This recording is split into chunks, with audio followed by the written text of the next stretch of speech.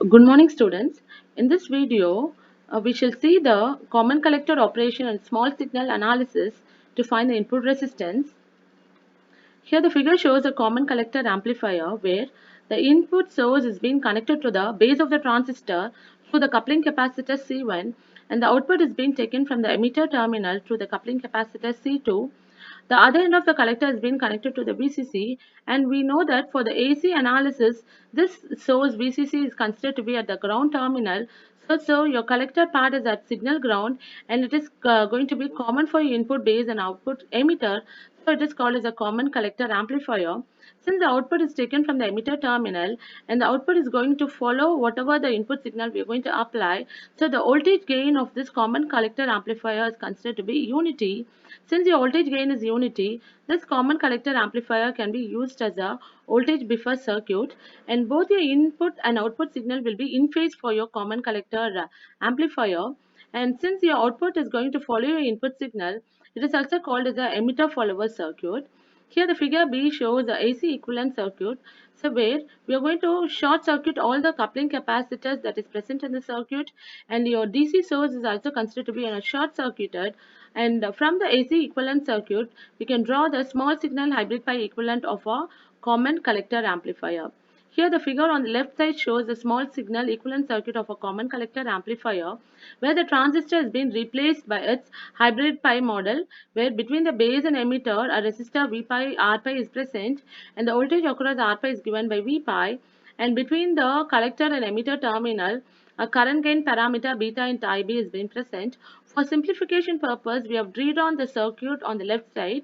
So both the circuit diagrams are equivalent, where all the ground terminals are made to be on a single point for the shown in the figure on the right side. And now we are going to find the input resistance of a common collector amplifier. So the input resistance, that is Ri, from the figure is given by Vi, that is the voltage across.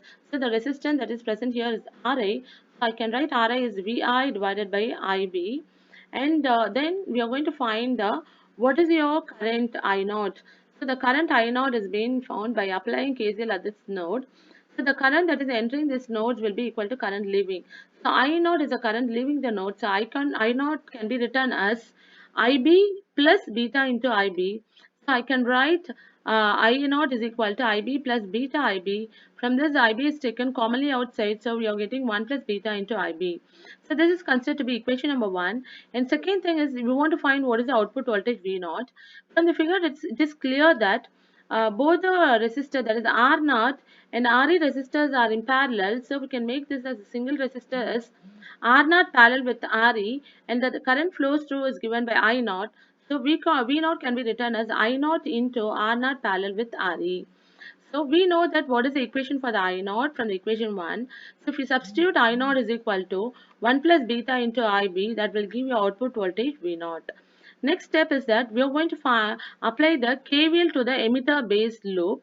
So the KVL to the emitter base loop. So this is considered to be the emitter base loop. So the voltage that is present, total voltage is VI, that is equal to the voltage drop across this resistor, which is given by V pi, plus the voltage drop across this resistor. Parallel of these two resistors is given by V naught. So Vi can be written as V pi plus V naught. So Vi can be written as V pi plus V naught. So already we got the equation for your V naught. So we can straight away substitute as V naught is equal to R naught parallel with Re into 1 plus beta into Ib. And what is your V pi? So V pi is nothing but it is given by Ib into R pi. So if I substitute both the equations over here and taking my Ib term outside, so Vi by Ib will give my input resistance Ri, which is nothing but given by R pi plus R naught parallel with Re into 1 plus beta. So now we are going to find what is the overall input resistance of a common collector amplifier, which is nothing but Ri dash. So Ri dash can be written as, so we are having a resistance here which is nothing but R1 parallel with R2, and we will be having a resistance over here parallel to this is given by Ri. So your Ri dash can be written as R1 parallel with R2 parallel with Ri.